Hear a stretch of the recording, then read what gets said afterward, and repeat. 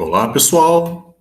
Esse é o nosso chat tira dúvidas e de revisão de Física 2 das agendas 1, 2, 3, 4 e 5.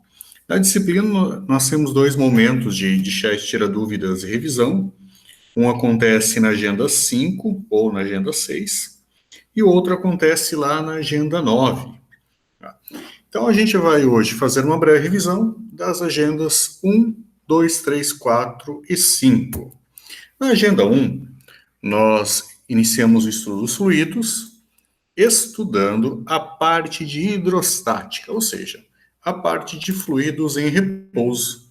Definimos o que é um fluido, né, como sendo qualquer substância que contorna obstáculos com facilidade, e um fluido ele também pode deformar-se continuamente quando submetido a uma tensão de cisalhamento.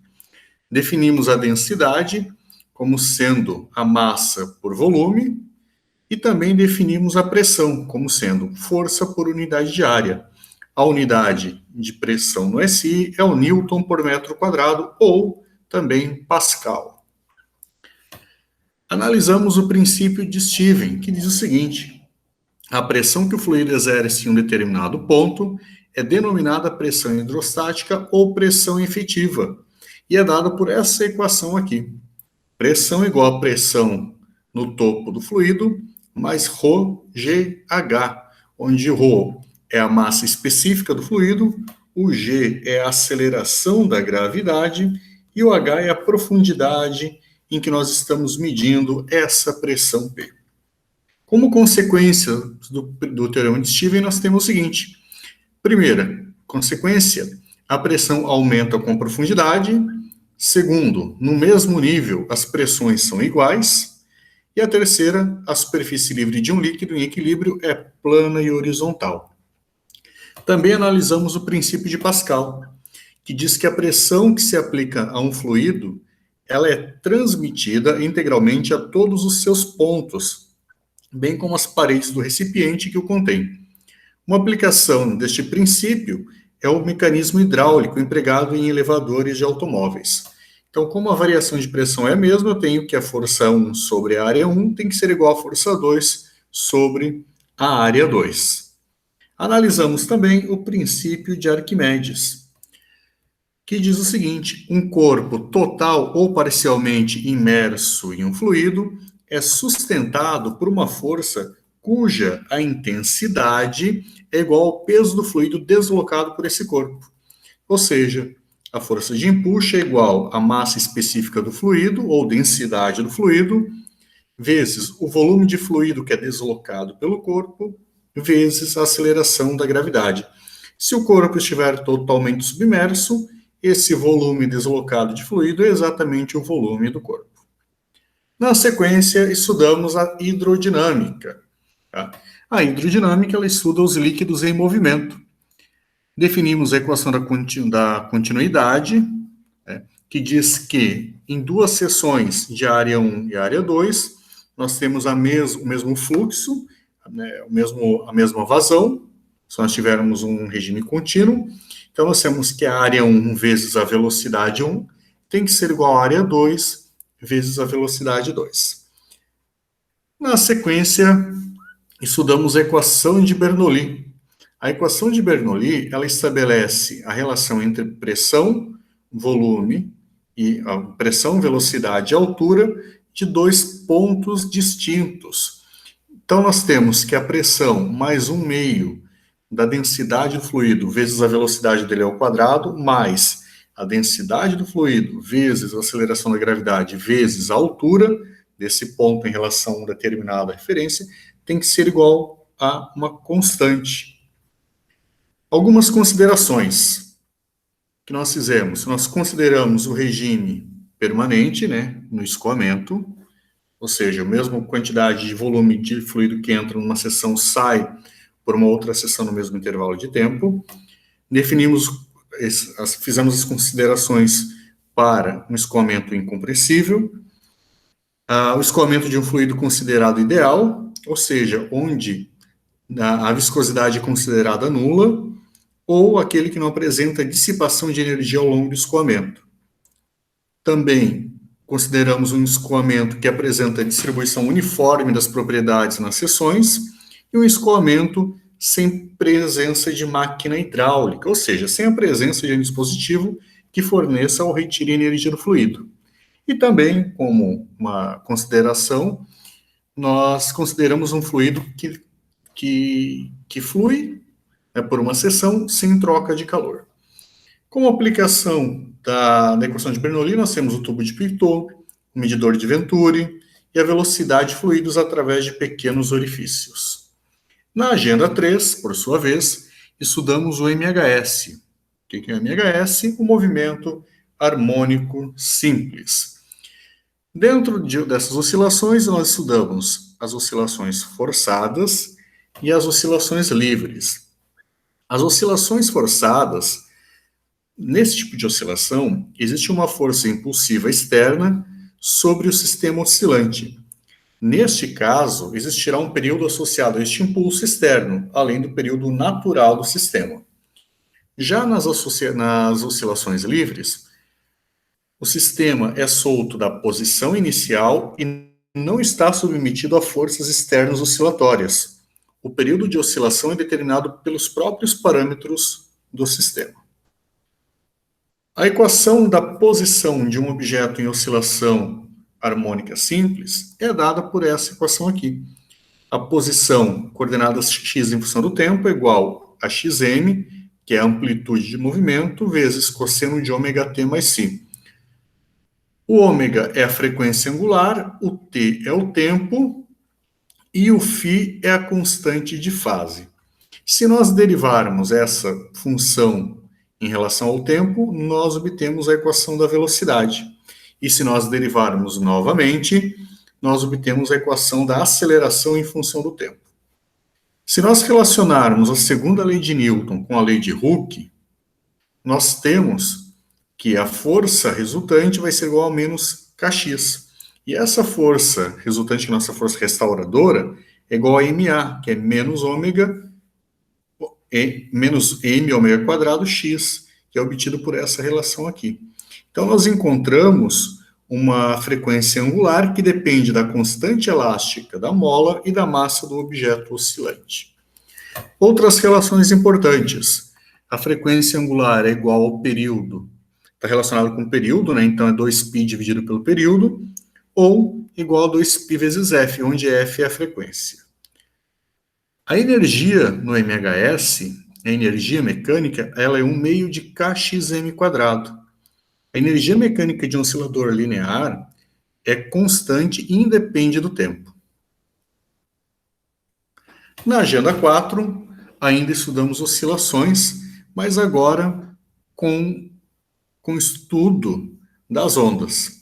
Nós vimos que as ondas elas podem ser classificadas em mecânicas, né, que necessitam de um meio para se propagar, ou eletromagnéticas que não necessitam de um meio para se propagar, mas também se propagam no meio, alterando sua velocidade de propagação.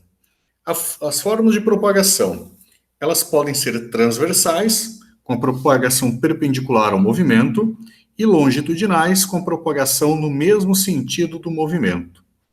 A energia de propagação, elas podem ser unidimensionais, bidimensionais ou tridimensionais. Para descrever uma onda, nós precisamos, além da coordenada temporal, usar a coordenada x. Então, o nosso deslocamento transversal de um ponto da onda, que nós vamos representar por y, tem que ser função da posição x, da coordenada x, e do tempo. Então, o nosso y de xt, ele é dado por essa equação, ym, seno de kx mais ou menos ômega-t, onde o ym é a amplitude da onda, o k vai ser o número de onda, o x a posição, o ômega a frequência angular e o t o tempo. Algumas definições quando nós trabalhamos com onda. Comprimento de onda é a distância mínima em que o ciclo se repete. Período é o intervalo de tempo que é necessário para que um ponto na onda percorra um ciclo completo. Frequência angular é a medida escalar da velocidade de rotação em radianos por segundo. Frequência representa o número de oscilações da onda por um certo período de tempo. Número de onda está relacionado com o comprimento de onda e é definido como número de comprimentos de onda por unidade de distância. Amplitude, módulo do deslocamento máximo sofrido pelos elementos a partir da posição de equilíbrio quando a onda passa por eles. Fase da onda. Quando a onda passa por um elemento da corda em uma dada posição x, a fase varia linearmente com o tempo. Isso significa que o seno também varia, oscilando entre +1 e -1. De acordo com o princípio da superposição, quando duas ou mais ondas se sobrepõem, a onda resultante é a soma algébrica das ondas individuais, ou seja, meu y de x de t resultante é igual a y1 mais y2. A velocidade de propagação de uma onda na corda é dada por essa relação aqui. Raiz quadrada da tensão dividido pela massa específica linear, ou densidade linear de massa. Onde o μ, que é a massa específica linear, é a massa da corda dividida pelo comprimento da corda. Ainda a velocidade pode ser descrita em termos da velocidade angular e do número de ondas, dados por essas relações na sequência. Os harmônicos. Quando nós temos uma corda fixa nas duas extremidades, a frequência de oscilação é igual a NV sobre 2L, onde o N é o número do harmônico, o V é a velocidade de propagação da onda na corda e o L é o comprimento da corda. Esse N pode ser 1, 2, 3, 4 e assim por diante, ou seja, números inteiros. Quando a corda tem uma extremidade livre, a frequência de oscilação é dada por NV sobre 4L. E agora o nosso N, ele aceita apenas números inteiros ímpares. Em relação às oscilações amortecidas e forçadas, em sistemas reais, além da força restauradora, estão presentes forças resistivas. Nessas condições, dizemos que o oscilador harmônico é amortecido. Em outras palavras, no caso em que a energia não é conservada, as condições resultantes não serão do tipo harmônica simples. Na agenda 5, estudamos as ondas sonoras. As ondas sonoras são ondas mecânicas longitudinais, ou seja, a perturbação no meio provoca o movimento das partículas no meio na direção de propagação da onda. Podem ser descritas como ondas de deslocamento ou ondas de pressão. Então, essa primeira equação nos dá a onda de deslocamento e a segunda nos dá a onda de pressão.